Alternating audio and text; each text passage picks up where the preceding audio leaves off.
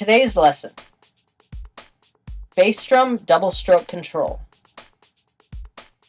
Today you will focus on your single pedal double stroke technique. Rhythmic accuracy as well as enhanced foot technique are the goals of this lesson. Make sure that the rhythm is played as strict 16th notes. Since there are 3 notes in this pattern, there might be a tendency to play it a bit looser, which can cause it to sound like a triplet.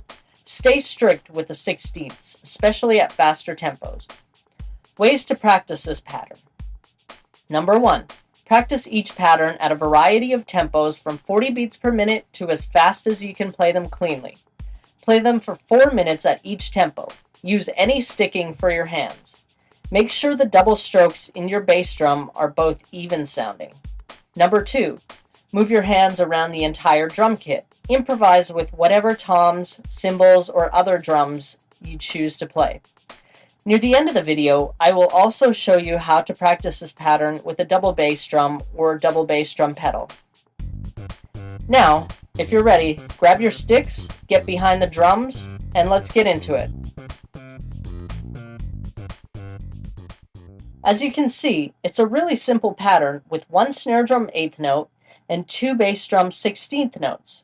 Focus on maintaining a strict 16th note pattern, and also focus on making sure that all of the bass drum hits sound the same.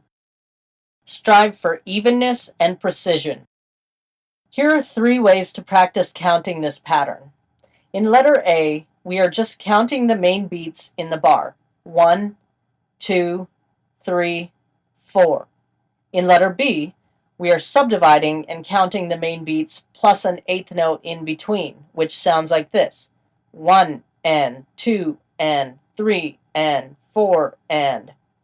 In letter C, we subdivide each beat down to every 16th note. It sounds like this: 1 E and 2 E and 3 E and 4 E and.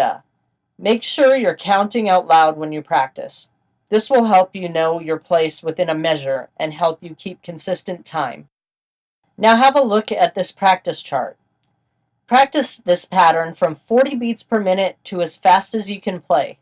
Make sure you create something like this chart to keep track of your progress. You don't have to play through the entire chart in one day. You can spread out your practice of this pattern over a few days or weeks. The more time you devote to something, the better you'll understand it. Let's take a look at today's video exercise.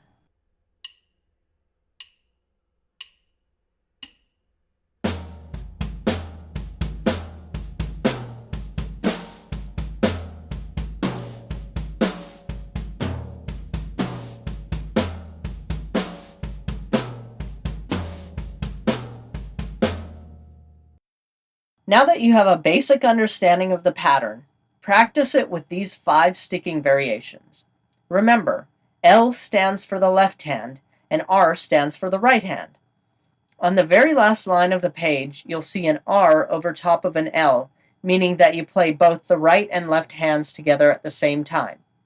Play these patterns one at a time at various tempos and on any drum of your choosing. Now take a look at the next 3 video examples.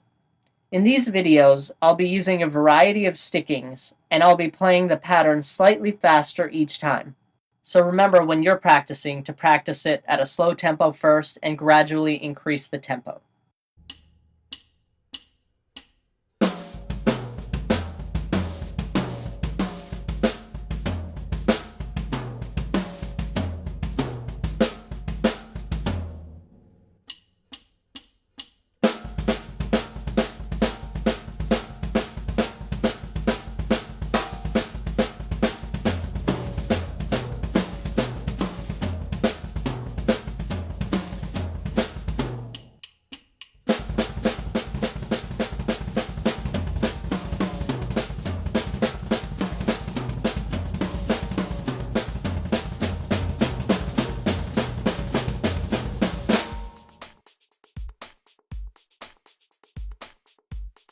Extra practice.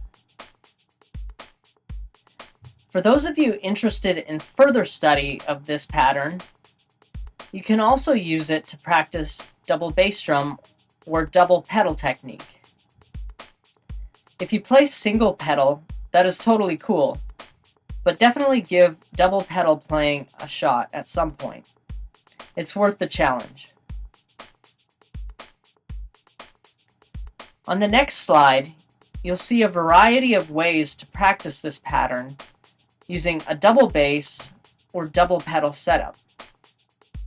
Have fun with it and be as expressive and soloistic with the exercises as you can.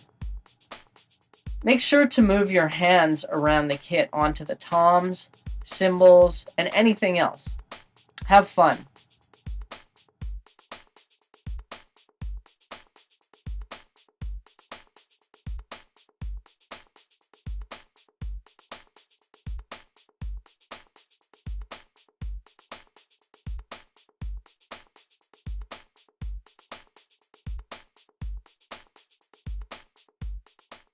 Use these 7 patterns to work on your double bass drum technique. Practice from 40 beats per minute to as fast as you can play. Make sure all of the 16ths sound even. Make sure to count out loud. And make sure you move your hands around the drum set. There are no video examples of these patterns, but if you've paid attention to what has been said in this video, you should have no problems understanding how to proceed with this study. Final remarks. Practice hard and practice smart. Don't forget to have fun playing the drums. Make sure to get out of the practice room and play music with other musicians. All the practice in the world is no substitute for playing music with other musicians. When you play with live musicians, your playing is a reaction to their reactions, and it's completely different from the controlled environment of the practice room. Take risks and have fun. So until next time, just keep practicing, keep working hard, and we'll see you at the next lesson.